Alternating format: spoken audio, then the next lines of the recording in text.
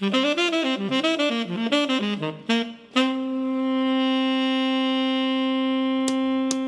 WAMU 88.5 at American University in Washington, welcome to the Politics Hour, starring Alex Comer.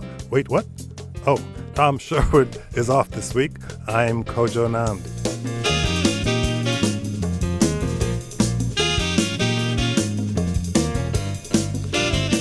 Alex Comer is WMU's senior D.C. politics reporter.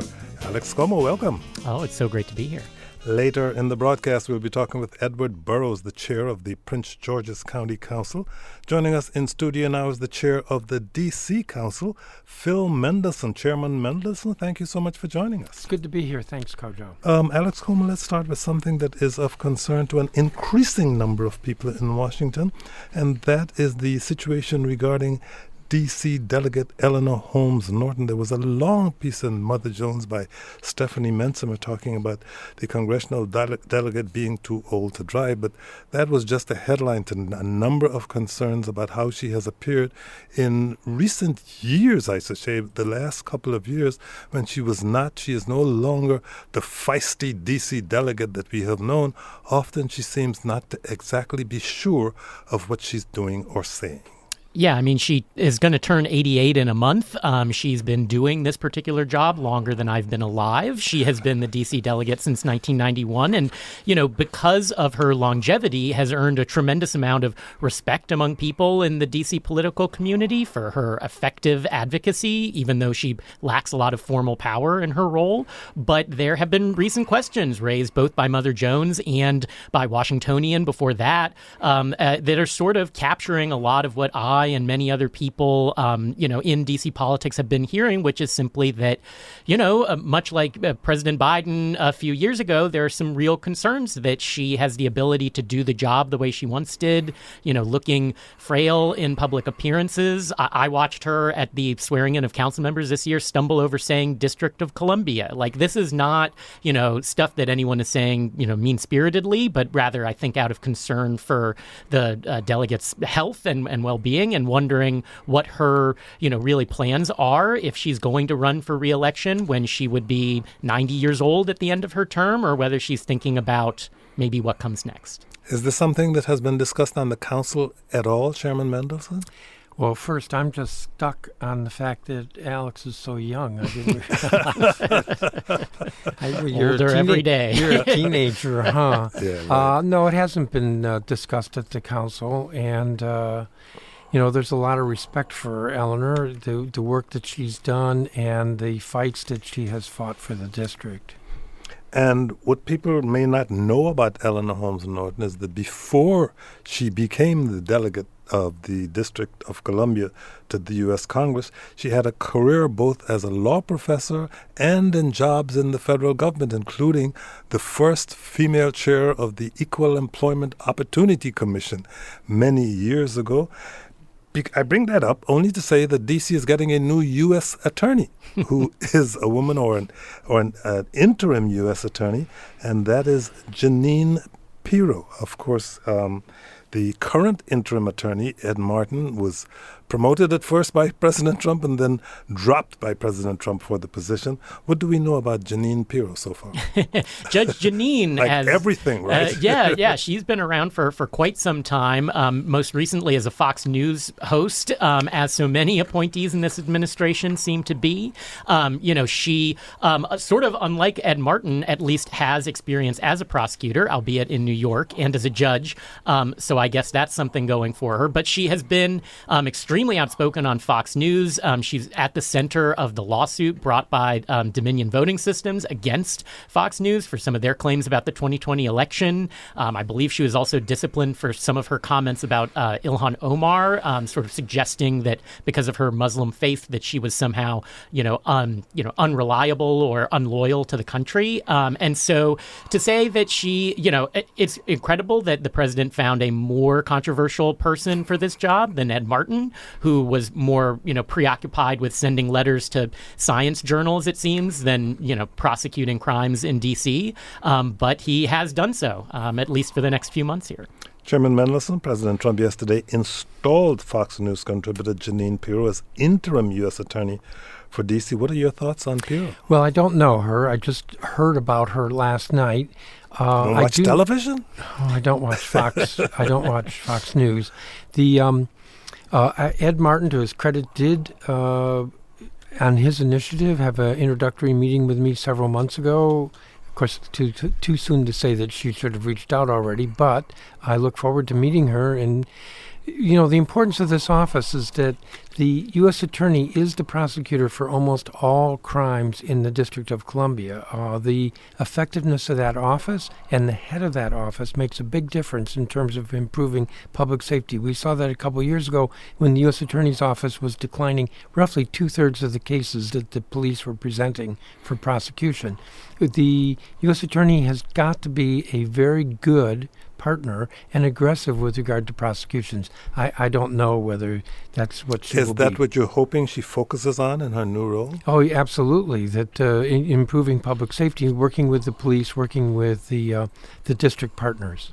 And it's worth saying that the odds that Jeanine Pirro could get confirmed by the Senate when Ed Martin clearly couldn't seem pretty low. I mean, she's going to face a ton of scrutiny over her very lengthy record. If the president even nominates her for the full-time post, which he has not yet done so, it's very possible that he's just sort of cycling through these various interim U.S. attorneys to try and avoid ever having to have that fight at the Senate. We're going to have to find out. In case you're just joining us, our guest is Phil Mendelson, the chair of the D.C. Council.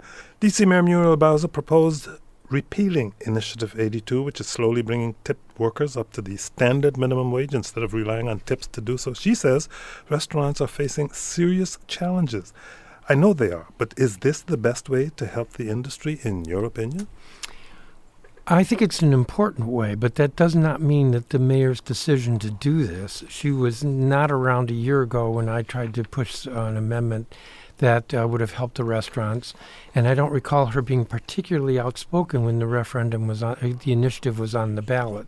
I do think it would help the restaurants quite a bit, but it's been very difficult politically for the district government, meaning the council and the mayor, to step up with regard to the initiative. As I said, I didn't support the initiative in 2018. I didn't support it in 2022. I did move an amendment a year ago that the Restaurant Association wanted that would have accelerated the implementation, the exact opposite of repeal. But the Restaurant Association thought that ripping the Band-Aid off, as they put it, would actually be better than the slow torture of gradual implementation. Couldn't get the votes. Is it still your view that it's a bad law? Yes. And so, several council members have expressed skepticism as a view about including this repeal in the budget. I think Correct. Even you said that you don't think that there's a majority on the council to do that. Correct. Would you consider other options, whether it's a pause in the wage increases or capping the wage increases at some point? Well, what I have said to the Restaurant Association, to the mayor, and what I've said to a lot of people, including folks who don't want to see it repealed, is that I have to see where the members are going to be. And at the moment, I don't think the members are supporting repeal. I don't know whether they would support pause. This is not an issue that I intend to whip with the members. That sounds horrible, but you know what I mean, politically, legislatively. The mayor's one who's decided to take the lead on this. Great. She needs to whip the members. Again, I don't like that term, and see where they are. Keep using it, though. I know. I have to find a different word. Many D.C. restaurants say they are struggling. We know this. In what other ways can the council help? Well, there have been a number of proposals, one of which is to exempt from the exchange fees that credit card companies charge. I think there's a different word, like interchange fees, to exempt tips and sales tax. I don't think that's a good idea.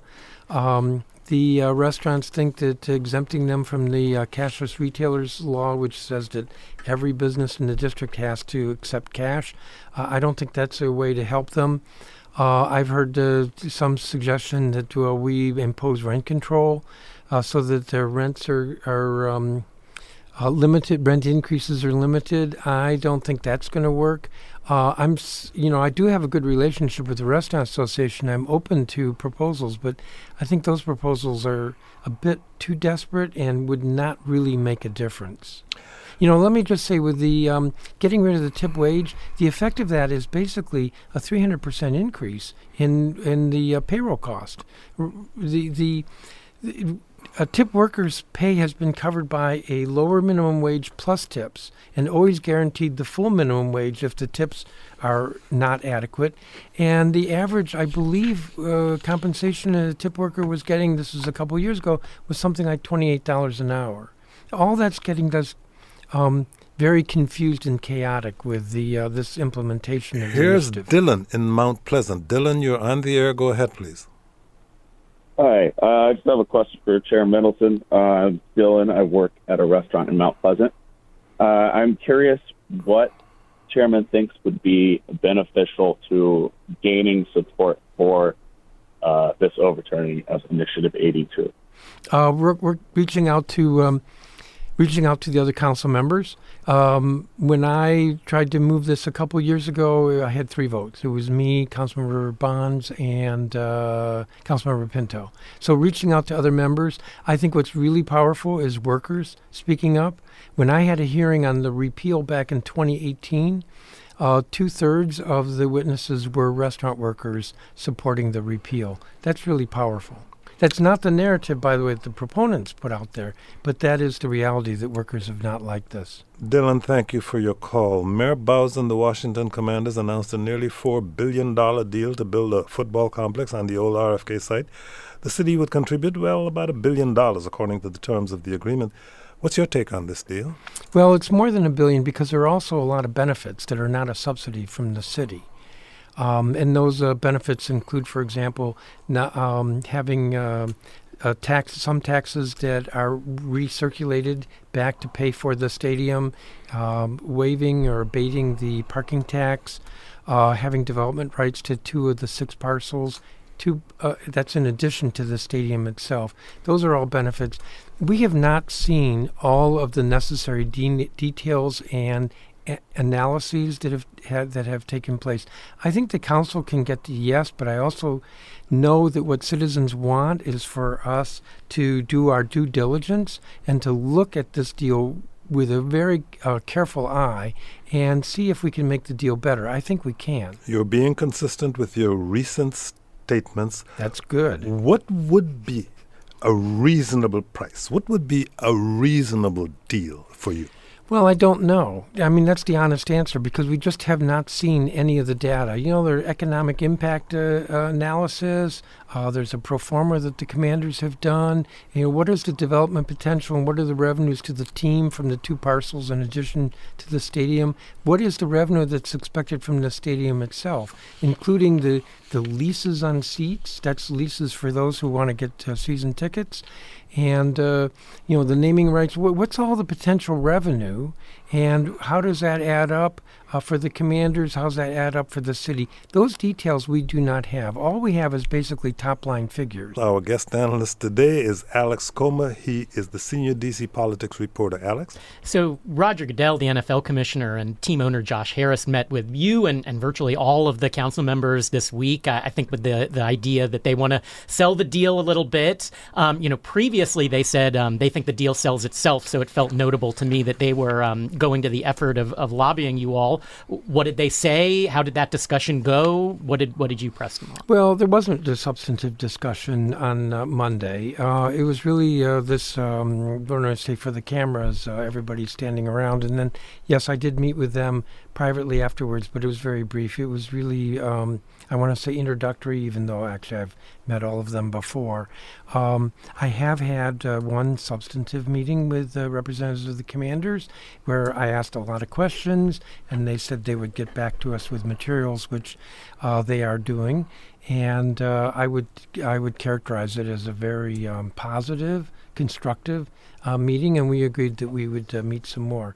But I want to emphasize, as much as what we have been told about the deal is that everything has been shared. In fact, we know everything has not yet been shared, and that's not a criticism. It is that we need to get more information about this to fully understand what the projections are and the estimates. I mean, think of when Monumental was going to go to Virginia, and there was a 50-page study, economic study that was done. There actually has been one done for this RFK Stadium, but hasn't been shared with us yet. Done by the mayor's team? I believe done by the mayor's team. It's actually referenced in the PowerPoint that you got.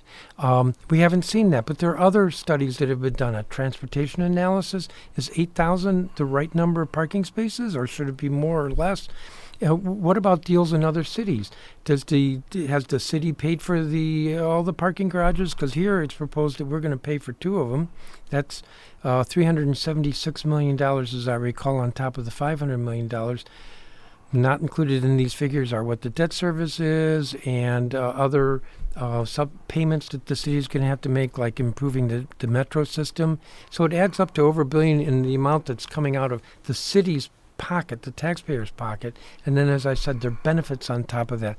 Let's see what all of that is, what all of those numbers are, and what the economic projections are, and then we can have a good discussion of what is the best deal. How about popularity? Would the citizens indicate they want? A recent Washington Post poll shows a majority of D.C. residents favor using city money on the stadium project. How much does public opinion weigh into how you think about and negotiate this deal? Well, again, I think we can get to a better deal, and that's different than someone saying no deal at all.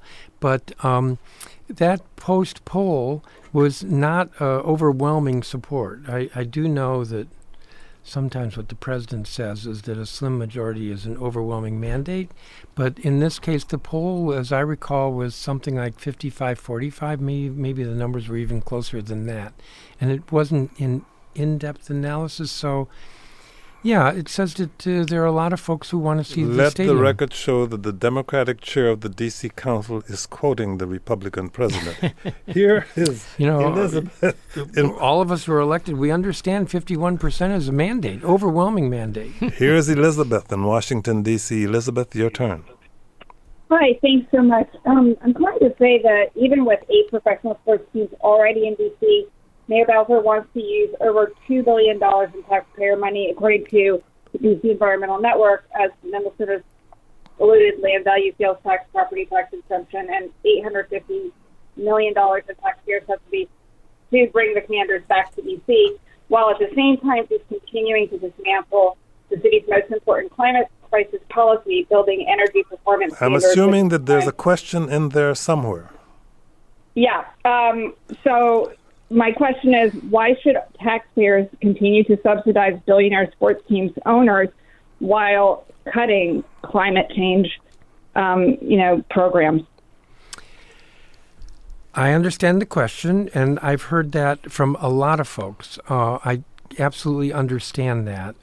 We have not gotten the budget, so what the mayor is proposing to set aside in order to pay for this is not known at this point. That is also a part of the information. When I say the council has to do its due diligence, this is part of it, that we have to see what is being foregone in order to make way for the money to pay for the commanders. We got a question on Instagram, which I will combine with a question from a caller. The question on Instagram: does the chair support giving the commanders additional land free for development without any guarantees of affordability or community planning? Hold your thought on that, because I think a similar question is coming from Walter in D.C. Walter, your turn.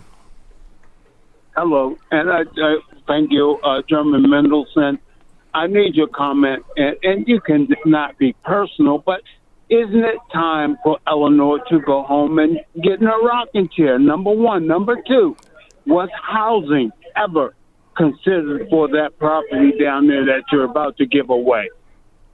Chairman Mendelson? Housing absolutely is a part of the proposal, but again, we've not seen the details, so I don't know what the guarantees are like or what the level of affordability is. The earlier caller made reference to the value of the land, and I kind of left that out when I talked about the direct subsidy. but then I added to that benefits, and one of the benefits is that there's no rent to be paid, there's no property tax to be paid, that the land, as far as I can tell, is free. I'm not positive on all of this because, again, we haven't seen these details. The commanders will be the developer of 2 parcels, and I do not know what the city will be getting out of that in terms of profit or revenues off of the land, other than, of course, the final users will be paying sales tax and so forth. But the master developer, which will be the commanders, will be getting some benefit. Are we getting a share of that? Don't know. It's odd that you didn't address his first question about Eleanor and her rocking chair. It wasn't odd at all. So, previously you've said that the deal probably wouldn't be approved by the council as it stood in this moment. We've seen many council members who are kind of broadly viewed as being on the fence, such as Robert White, Zachary Parker, come out and say, if the deal improves in this way, I can vote for it. Do you feel at this moment that there is support on the council for the deal? If you're asking if the council had to vote today, of course we don't have the documents, but if the council were to vote today, I don't think the votes would be there. But that's not a realistic question. I've said, I will keep saying, I think the deal can be made better. We need to see more details before I could say how it could be made better. If the deal is made better, then I think there's a good chance that the council would approve it. So on the show last week, the mayor was here saying, no changes. If this can't be made better, this is going to screw up my negotiations with the commanders. It's take it or leave it. I appreciate why she's saying that, but how do you navigate things when that's the position she's laid out? Well, that's the position Vince Gray took with Audi Field, and we made it better. And that's the position that Anthony Williams took with the National Stadium, and the council made it better. And that's actually the position that Mayor Bowser took with regard to the homeless shelters when she was closing D.C. General, and the council made that substantially better. So, that's what executives do. They say they came up with a great deal. The deal sells itself. But we have seen over and over again in this city, but we've seen in other cities as well, where these deals are made better when it goes Are there any through the specific legislature. changes to the deal that you might already have in mind that you'd like to see? I can't. Because, with Audi Field, for instance, we did not, our final approval did not include all the tax abatements that Mayor Gray had negotiated. I remember with the Nationals, one of the things I remember, because that was a long time ago, was that we put a hard cap on how much money the city would have to pay in terms of constructing the new stadium. We paid for all of that, both the horizontal and vertical costs. It's just too soon to say. So you keep saying that, you don't have all the details yet. That's Correct. because the mayor has yet to submit her budget. There's been some talk about May 15th as a date. When are we going to see this? Do you know? Well, Because the mayor wants the council to approve this deal by July 15th. yes. I'm glad you brought that up, because that's a date that there was no consultation with the council in fixing that date. And at this point, I've said over and over again that at this point, I think that would be very, very difficult to achieve. We don't have the legislation. We don't have any of the analysis, analytical materials, studies that would be behind this. And to think that we could do that in less than 2 months is very optimistic. And my understanding is that she's going to include this with the budget. We're going to be totally preoccupied with the budget, but we haven't gotten the budget yet either. And I don't know that we will get. We're supposed to get the budget next week, and I'm concerned that the mayor's going to miss that deadline as well. She's already 6 weeks late on the budget. Only have a minute left. The Army recently confirmed plans to hold a military parade in D.C. mid-June, which would include parachutists, fireworks, 150 military vehicles, according to the permit application. What else do you know of the plans, except that it's also going to just coincidentally fall on President Trump's birthday? Yes, I'm kind of aware of what you know, and not more than that. I don't know that anything more has been shared with the mayor. So certainly not, I don't know more. So they haven't, you don't think they've even briefed the mayor's team? I don't yet think on they any of have this? Because, briefed them. they're going to need MPD to shut down the streets and, maybe resurface the streets with the tanks rolling down them. So they need to tell somebody something. Correct. And our current year budget has been cut back by Congress, and they want us to help provide security for this event. Phil Mendelson is the chair of the D.C. Council. Thank you so much for joining us. Thank you, Kojo. Up Alex. next, Edward Burroughs of the Prince George's County Council. I'm Kojo Namdi. Welcome back. Joining us in studio now is Edward Burroughs, the chair of the Prince George's County Council. Edward Burroughs, thank you so much for joining us. Thank you so much for having me. It is my understanding, Alex Comer, that our guest has talked about data centers in Prince George's County. So let's talk about them in Virginia for a while, because Governor Youngkin there has vetoed a bill that would require site assessments for data centers, in meaning, of course, that he is a big fan of them. Yeah, I mean, it would. Data centers are the things that, they generate a ton of tax money, but for anybody living next to them, there's the persistent questions about what is this going to mean for my community? Am I going to have to listen to this big hum? How much space is it going to take up? But, this bill, my understanding is that it's pretty minor to address some concerns around the margins, just to, see how they would affect the particular site that they're being developed at, to give some communities a little more peace of mind. My understanding is the data center industry, which has a big voice in the General Assembly in Virginia, didn't even oppose this bill, so they were a little confused why the governor chose to veto it.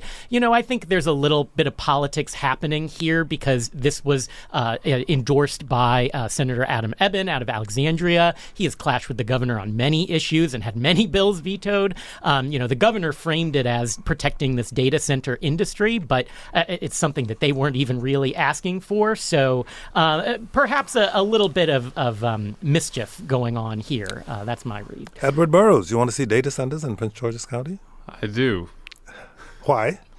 The county is in a structural deficit, and it's only projected to get worse over time. And our residents have made clear to us that we cannot continue to raise property taxes on the backs of homeowners. And the only way to generate revenue is that we must increase our commercial tax base. We've seen in Northern Virginia, data centers generate hundreds of millions of dollars of revenue for several of the counties there. And so it's definitely worth looking at. As I said, our guest is Edward Burroughs. He's the chairman of the Prince George's County Council. D.C. officials and the Washington Commanders struck a deal last week to potentially move the team from its home in Prince George's County. What do you make of this deal? I think You're not loving it, I suspect. It's still early. I was able to hear some of the remarks from the D.C. chairman a few moments ago, so it's still Did you lobby him in the green room? No, I did not. I do not. But I definitely understand some of his concerns about the transparency of what this deal actually means for D.C. residents, along with Prince George's County residents. At the end of the day, we know that the Commanders will be in Prince George's County for at least the next 5 seasons. We look forward to working with them as we redevelop the site. We're committed to ensuring that the site does not remain an eyesore or deteriorates, but we redevelop the site and replace it with something that's going to uplift the surrounding areas in the county as a whole. I saw you said last week that you've already seen some proposals for what the site could look like without the stadium. Certainly the team has already committed to some sort of mixed-use development there in partnership with the county, but I'm curious, what could that look like? How would the county work with the team to make that happen? I mean, it's still very early, and yes, I have seen some of the proposals, some of the renderings, and they honestly look a lot better than the stadium, to be quite honest with you. And so it's still in the early stages, but we look forward to working with them. We look forward to working with the communities in the surrounding area as well. But you've also expressed hesitancy about closing the book on the Commanders in Prince George's County, considering it's no guarantee that the D.C. Council will approve the deal. What would the county be willing to offer? That's a great question, and I know that our governor and our future county executive, Aisha Braveboy, and myself will be in talks with them moving forward. It's always difficult offering over $1 billion to a sports team when the entire region is struggling. Frankly, we have so many federal workers in Prince George's County who are losing their jobs, and they need relief from the government. And so if I had to prioritize creating systems of support for our federal workers who are now out of jobs, our federal workers who are being treated like trash by this administration? Or, would I give our residents those resources, or a sports team? It's something that, we'll see. So much of what Angela Alsobrooks, now Maryland senator, when she was Prince George's County executive, worked with Governor Westmore on for this area was building up what she would term the Blue Line corridor, pouring investments into these metro stations, along the Blue Line leading up to where the commanders were, or still are for now. So the whole point behind that investment, as I understood it, is that developers didn't yet see enough potential for new construction, but for getting public money in there, for better infrastructure, more community amenities, like I think an amphitheater and new trails were batted around at some point. So tell us, what is the status of that Blue Line corridor investment? Do you think enough has happened that if the commanders do leave, you can attract private investment to places like Largo? What do you see as the possibilities? Yeah, absolutely. The reality is that they designed the Blue Line corridor with or without the stadium. At the same time they were negotiating with the state to get these resources, it was clear that D.C. And the commanders were already in talks. And so the projects around the Blue Line corridor will be successful without the stadium. They might be better without the stadium, frankly. We'll see. And so far, one of the projects is underway, Civic Plaza, but everything else is still pending at this moment. The county has pursued development plans around the area's Blue Line station, including at the Morgan Boulevard station, located a mile from the stadium. You talked a little bit about what that can happen. The stadium, however, has not been the revenue generator that county officials hoped. Last year, it brought in about $9 million in tax revenue to the county. Any advice you have for the district as they make projections about a future stadium? I don't currently have any advice for them, but I would say when you're giving over $1 billion plus to a private entity, you might want to look at what it generated in Prince George's County before you decide to do that. The team signed a non-binding agreement last year ensuring they'd help redevelop the site, I should say, in the event that the team moves. Do you know what exactly is in that agreement and what mechanisms that the county have to make sure that the team owners follow through? That's something that our new county executive, Aisha Braveboy, is looking into. Based off of the agreement, it looks good. It looks decent. At the same time, there a lot of language in there that suggests that nothing in that agreement is binding. So it's really up in the air. And I'm so excited that we've elected a new county executive, Aisha Braveboy, who will be able to put some teeth into future agreements and hold the team accountable for redeveloping the site, something that's going to be helpful. Here's Stephen in Prince George's County. Stephen, you're on the air. Go ahead, please. Hello. Chairman Burroughs, I'm just wondering, what are we doing to combat Donald Trump specifically? Like, he's meddling in Prince George's County affairs, firing federal workers, FBI headquarters trying to take that off the table, and he's meddling in this stadium deal. And also, what are we doing to combat the VDOT Expressway? I think that's encroaching into Prince George's County, and I'd love to know what your plans are for both of those. Were you able to hear the caller? If you can rephrase it, because The caller wanted to know what are you doing to oppose Donald Trump in general and specifically what his plans are for keeping the FBI in Washington, D.C.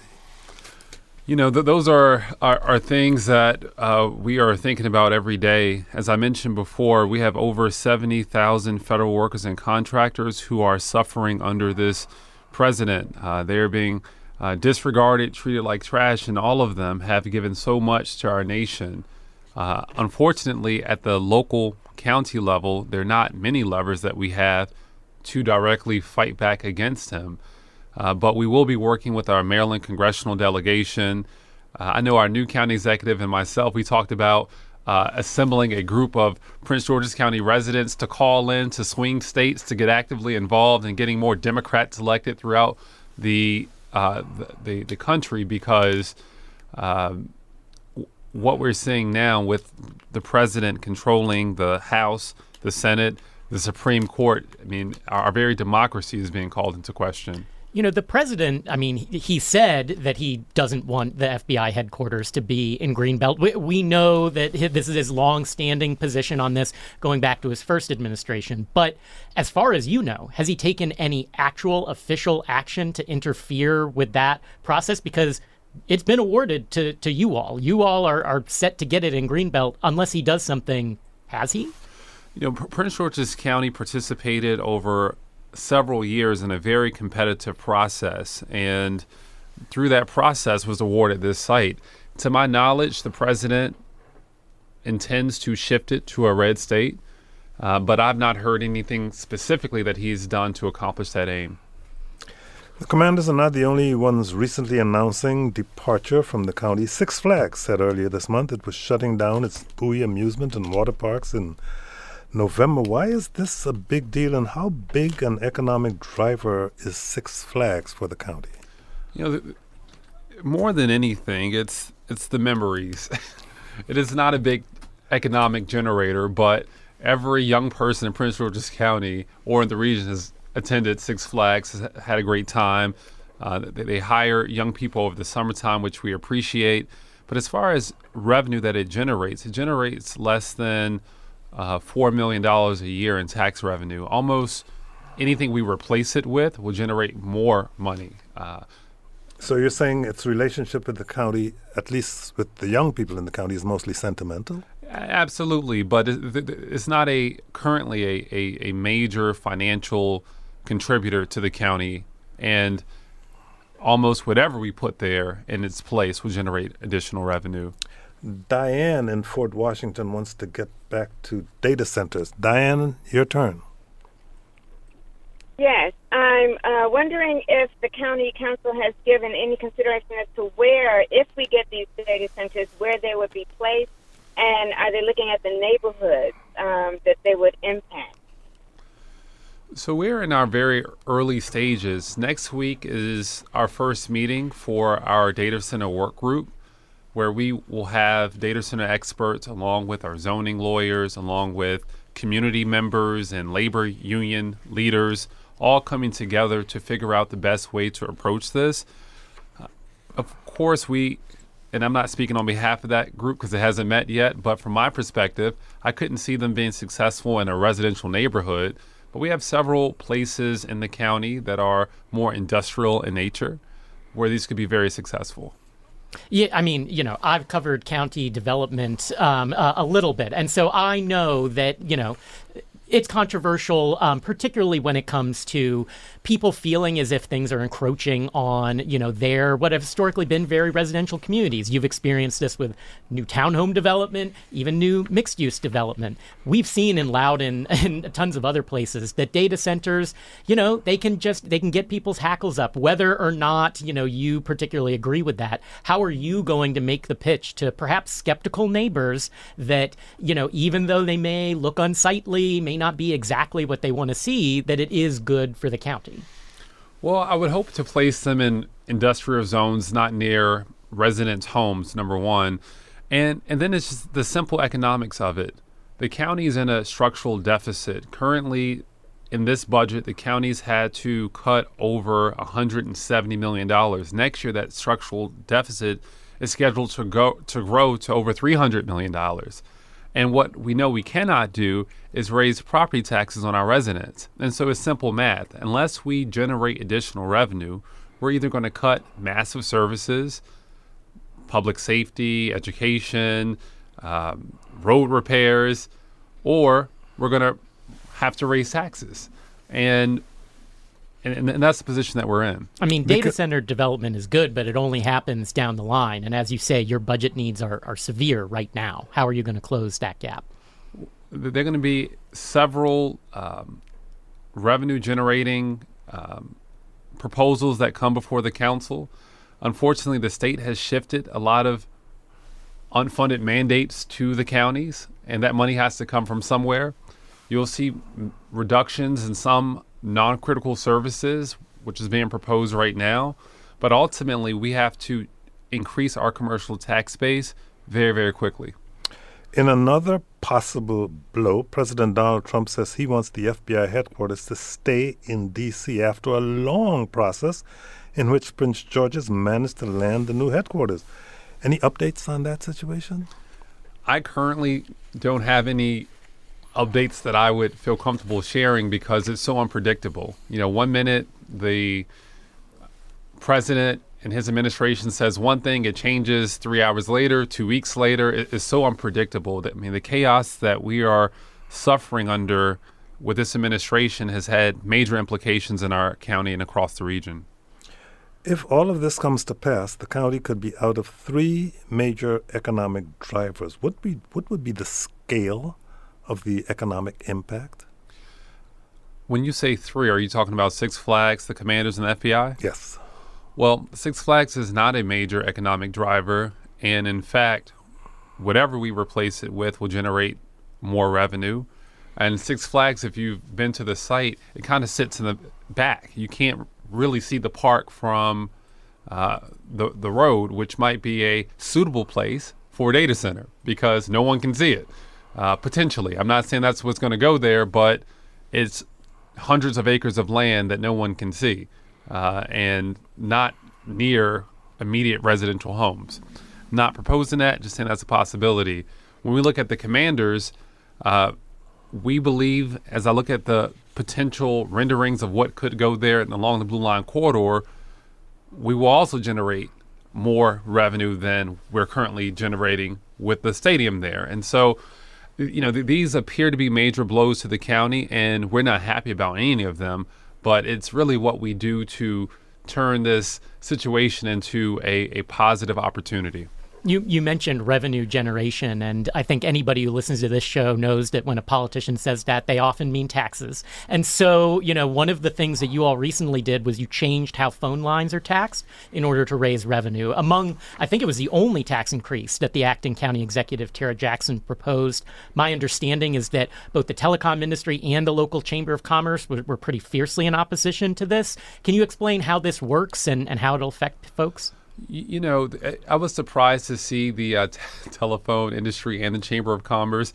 They're generally opposed to anything and everything, you know, and so that's not a great barometer as to what's best for the county, unfortunately. The reality is this was scheduled to bring in, I think, initially over $30 million because we passed it months later than anticipated. I think it'll generate this year maybe an additional $25 million. If we did not do that, there would have been massive layoffs in the county government. And when we see what's happening in Washington, when we see the need growing to support federal workers and to support senior citizens, we had no other choice. No one likes raising any tax that impacts people. You know, we're much more comfortable with raising commercial taxes and generating additional tax revenue. But when left with the opportunity, when left with the choice to essentially start furloughing all county employees or pass this, the council chose to pass the telecommunications tax. I was about to say, because the bigger picture is it's budget season and Prince George's County is facing a projected $170 million shortfall. What else is the council doing to close that gap? So there are massive cuts that are occurring, and unfortunately, there are a lot of programs that are on the table, and it's extremely problematic. Not only do we have our structural deficit, and this year was $171 million, but there are a lot of unfunded mandates that are coming from the state. Not only that, a lot of the grants that we rely on from the federal government to run the health department and to run other critical services are all under question. We don't know what grants the federal government is going to continue to fund or not fund.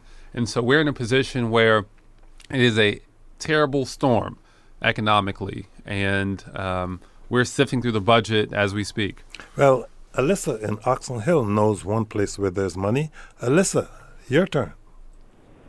Yes, hi. Thank you for taking my call. I was just wondering how much revenue is generated by National Harbor and the whole conglomerate of hotels, and specifically the MGM Casino, and how much of that revenue is actually invested in the community annexed to it in Oxon Hill. You're talking revenue. She says casino. Right. That's the interesting thing. When they campaigned to bring the casino here, all of our financial problems were supposed to be solved forever. But that didn't happen. A lot of the tax revenue generated by the casino actually goes to the state, and some of it does come to the county. And when you look at what goes to the local impact area, it's something that I've been working on since I joined the council. And so anyone who lives in that impacted area can go to Prince George's County Community College tuition free. We'll be announcing a senior citizen support fund for anyone in that area. We'll be announcing a year-round jobs program for youth in that area. But what has happened in the past is that the casino revenue that was earmarked for the local impact area was not actually going to the local impact area. It was going back into the county government to fill holes. And so this is something I've been working on the last 3 years, and you'll see in the next 90 days a lot of additional programs.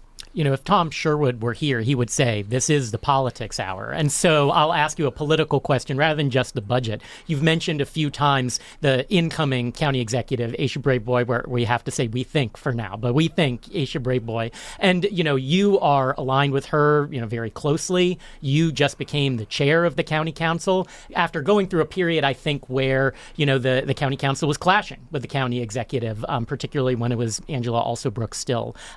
How is this new dynamic going to play out, do you expect, on the council? Are you hoping to work together better? Are there still points of tension? How's this going to work?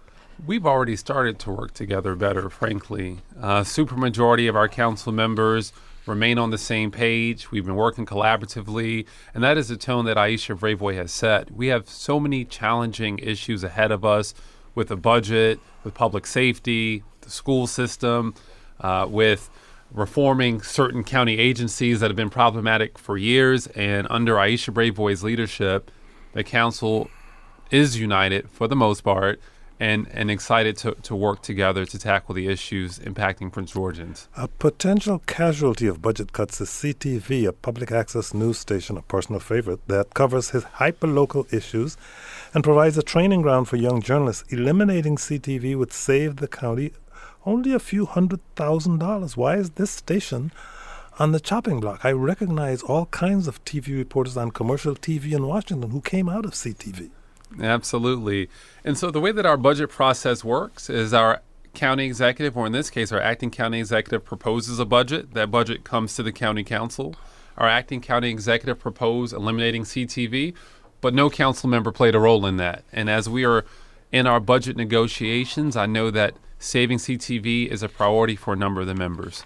I understand the county executive has also told you that she wants to delay your proposal for tax relief for seniors. Are you going to go along with what she's asked? How is that going to work out? It's been very difficult because at the same time we have received requests to delay the senior tax credit, there have been other proposals sent down to give developers, out-of-state developers, tax breaks. And so that makes no sense. And so I'll be working with my colleagues and the new county executive, frankly, to chart a path forward to give our senior citizens relief. And that's about all the time we have. Edward Burroughs is chairman of the Prince George's County Council. Thank you so much for joining us. Thank you so much. Alex, what you got on tap for this weekend? Ooh, I think we're going to go to Tacoma. My understanding it's their Porch Fest and Flea Market this weekend. So a journey up to the Northwest. Yes, Porch Fests have become quite a thing in Washington. I didn't realize just how many bands Washington has and just how many generous families are willing to give up their porches. They're braver than I am. To allow people to hang out and open the doors of their bathrooms to these people. Thank you all for listening and stay safe. I'm Kojo Namdi.